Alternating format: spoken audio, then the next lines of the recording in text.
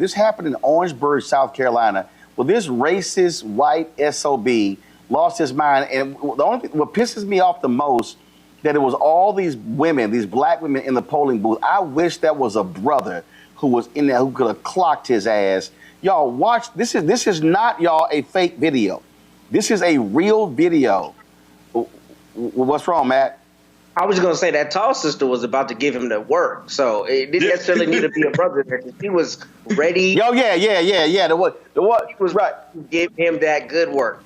Oh, she was ready to roll. So, folks, roll a video so people can see what we're talking about.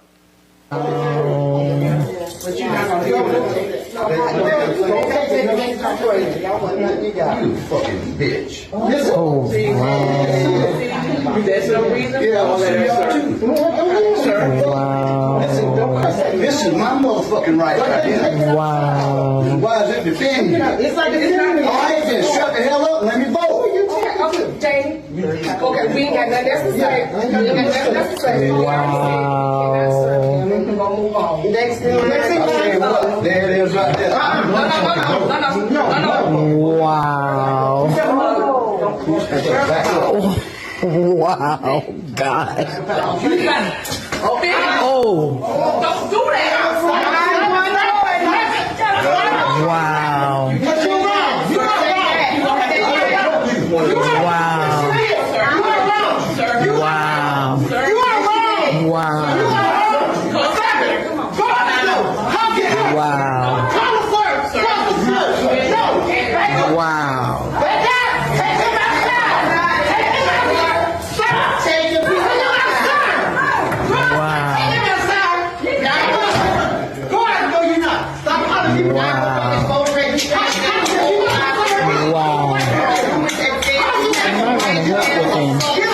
May want to help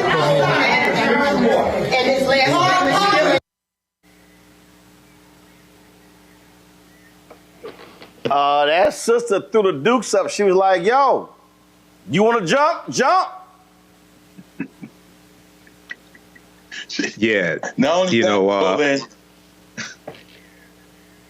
that, Roland, they were clearly in the right.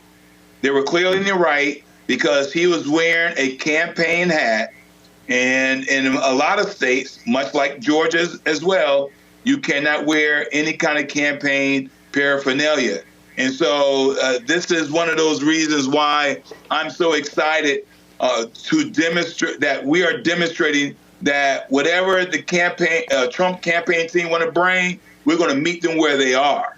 And all this hype and all this bravado, we're strong and we can do what we want. Clearly, this has gone viral, and this video is demonstrating that women are standing up even against a white man in South Carolina. Again, Matt, the law is the law. You cannot wear campaign material in. First of all, there are rules. You have a certain number of feet away, where you can have called electioneering, and that's called electioneering. He was in the wrong. He decided to call the woman a bitch, cuss them out, and they were like, "Nah, you ain't voting." Yeah, no, you're exactly right. I went to vote the other day, and I had my phone out, sending an email or something, and I was promptly told I had to put my phone away. I mean, there are rules, and obviously you should adhere to them, and I did adhere to it. And, this is really less a symptom of what the rules are and more the fact that people who are determined to not follow the rules and who are determined to say that it's a crooked process are not going to follow the rules and say it's a crooked process unless they win. We know that that's coming, but this, abject violence is just never going to be defensible. And I want to really make sure we address that. Look, there should have been other people standing up, but these women were more than enough in this situation. You don't need a man there. You needed these women doing exactly what they did, which is stand up against what they know was an injustice. And I want to take back, let me say, one statement I made. And there was not just one sister. There were actually three that were really involved in making sure that he did not get to brutalize that woman. So that's important that we empower people. As Derek said, look, we got to meet them where they are. We obviously cannot condone violence, but we also cannot condone people going and being violent and cowering, because that's a lot of times what a bully wants, right? Sometimes you gotta punch a bully in the nose, let them know they can't get away with what they're doing. And that's what this guy wanted to do. He came with a "Let's Go Brandon" hat. We know that that's political. He was told to take it off, but he did not even legitimize these women as having the authority to tell him what he could do. And that's the crux of the problem. So people like that have to be put in their place. And I'm glad that these women did that. Mike? Yeah, I'm glad that situation did not escalate farther. He was definitely in the wrong. I read the article about that. Yeah, he had a "Let's Go Brandon" hat, which tells me who he's voting for. And, it's interesting that this took place in South Carolina because that's where the Civil War started.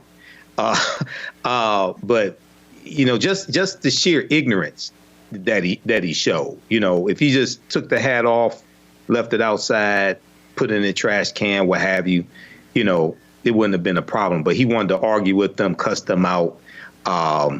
So, I know at some polls, like when I voted early, I voted Tuesday here in Detroit. They had at least one police officer there.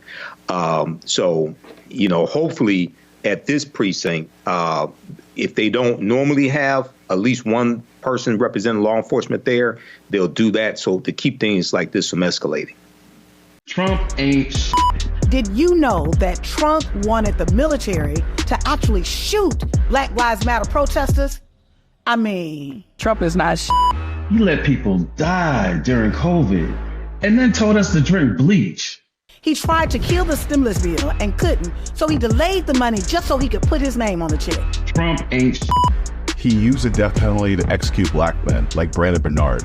He f***ed Obama's economy, lost thousands of black jobs. He started inflation and gave his billionaire buddies a tax cut. America, Trump ain't shit. Don't vote for that man. He's nothing but Vote Kamala Harris for president.